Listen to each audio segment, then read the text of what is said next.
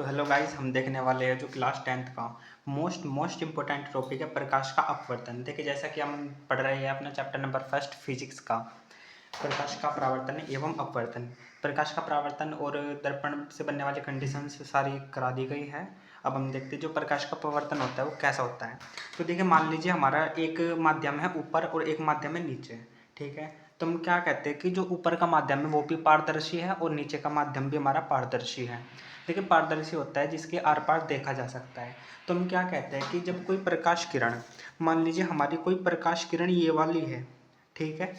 ये तो हो गया हमारा माध्यम वन और ये हो गया हमारा माध्यम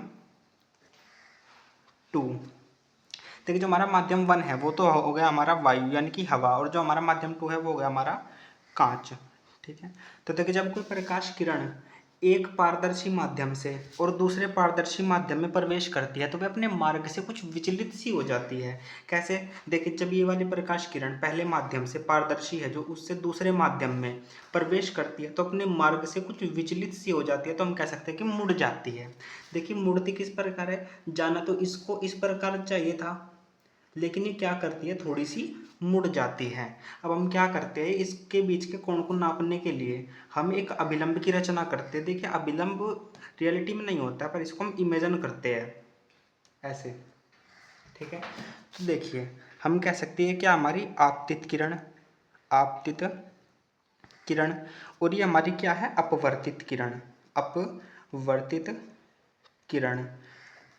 जो हमारी आपतित किरण है वो बनाती है हमारा अभिलंब के साथ आपतन कोण, जिसको हम डिनोट करते हैं आई से, और जो हमारी अपवर्तित किरण है वो बनाती है हमारा अपवर्तन कोण, जिसको हम डिनोट करते हैं आर से, ये वाला।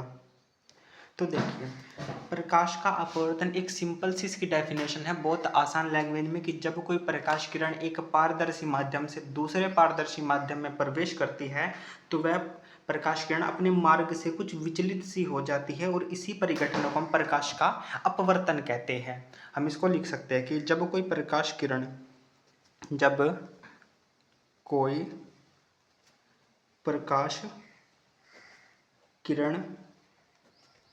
एक पारदर्शी माध्यम से दूसरे पारदर्शी माध्यम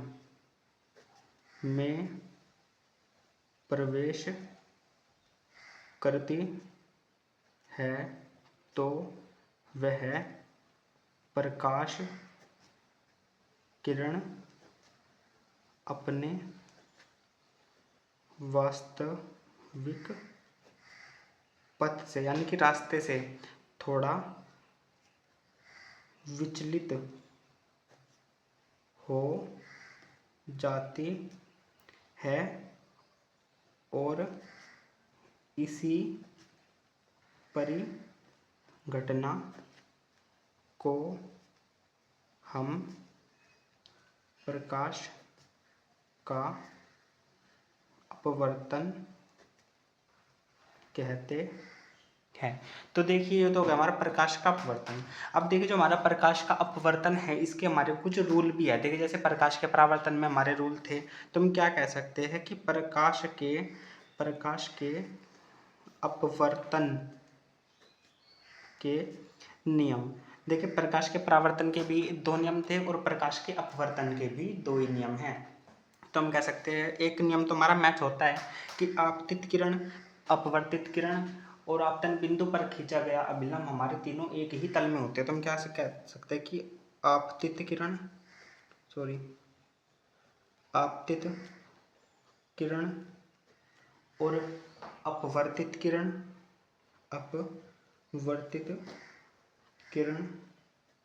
और आपतन बिंदु पर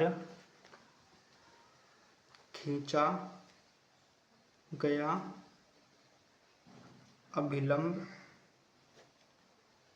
तीनों एक ही तल में होते है। देखिए ये रूल क्या कहता है कि आपतित किरण यानी कि आने वाली किरण, और अपवर्तित किरण यानी कि ये वाली किरण जाने वाली।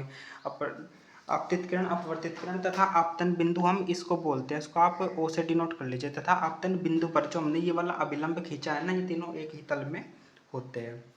अब देखते हैं जो हमारा सेकंड रूल है प्रकाश के अपवर्तन का। ये क्या कहता है कि इन्हीं दो माध्यमों में आपतन कोण और अपवर्तन कोण की जगह अनुपात सदैव एक नियतांक होता है। क्या कि आपतन कोण व अपवर्तन कोण की ज्या का अनुपात एक नियतांक होता है। देखिए जो हमारा आपतन कोण है वो हो गया साइन आई, और जो हमारा अपवर्तन कोण है वो हो गया हमारा साइन आर इक्वल टू एक नियतांक, इट मीन्स म्यू। इसको म्यू से प्रदर्शित करते हैं। तो सिंपल समझ लीजिए कि प्रकाश का अपवर्तन क्या है कि जब कोई प्रकाश किरण एक पारदर्शी माध्यम से दूसरे पारदर्शी माध्यम में प्रवेश करती है तो अपने मार्ग से कुछ विचलित सी हो जाती है। इसी परिघटना को हम प्रकाश का अपवर्तन कहते हैं। ठीक है, अगर आपको वीडियो पसंद आया हो तो लाइक कीजिए, सब्सक्राइब कीजिए। Thank you. Eklavya study with education.